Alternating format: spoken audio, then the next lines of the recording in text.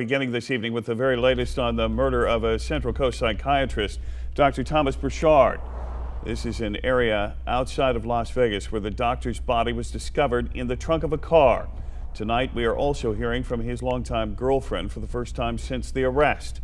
Action News reporter Christopher Salas sat down with her. He's here with more. Yeah, Dan, 17-year girlfriend Judy Earp said she knew of Kelsey Turner and Dr. Burchard's relationship, and she said for the past 2 years, Burchard gave Turner and her mother at least $300,000. We're learning more about the relationship between Dr. Burchard and his accused murderer, 25-year-old Kelsey Turner. Oh my God! Kelsey wasn't the first person he'd helped.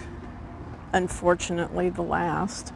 A longtime girlfriend, Judy Earp, described Burchard's habit of financially supporting women. Give him an ultimatum to say, hey, listen, this cannot continue, either them or me. That's kind of personal. I had told him that, you can't, this is not going to end well.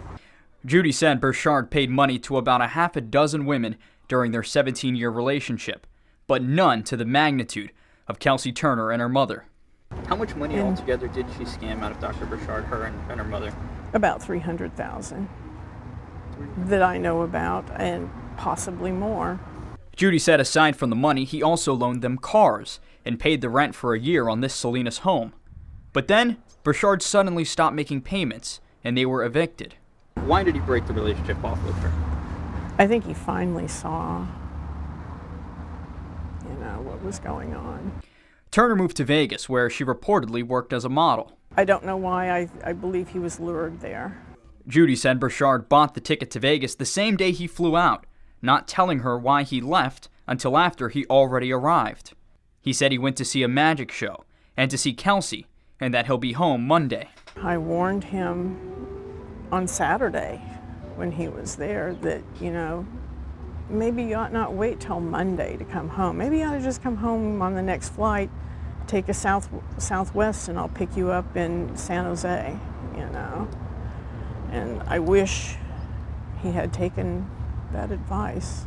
Nearly a week after Burchard bought that plane ticket, he was found bludgeoned to death in the trunk of a car on a Nevada highway. Judy said this was the second time Burchard went to Vegas in the last month. In February, Judy and a friend went with Burchard for a medical conference. Judy says Turner reached out to him then. She had wanted to know who was with him, and all of this, was he staying in a hotel, and who was with him and all that. And his friend thinks that perhaps she had been planning it then. But there was just too many people with him that, would notice. Burchard met with Turner despite Judy's warnings. I wasn't happy about it. I told him repeatedly that these are not, the kind of people you want to be associating with. And Judy says while she believes Turner has something to do with Burchard's death, she also says she couldn't do it alone. One person could not have put a body in the trunk of a car, and also driving that car out into the desert. They had to have a way to get out of there. And Judy says she plans on going to every court date, and if they ask her to, Dan, she says she plans on testifying. All right, very good. Thank you, Christopher. Kelsey Turner, meantime, is scheduled to be in court for extradition April 8th. As for Dr. Burchard, we went to review a professional record. There's been no disciplinary action on his record, no malpractice claims either.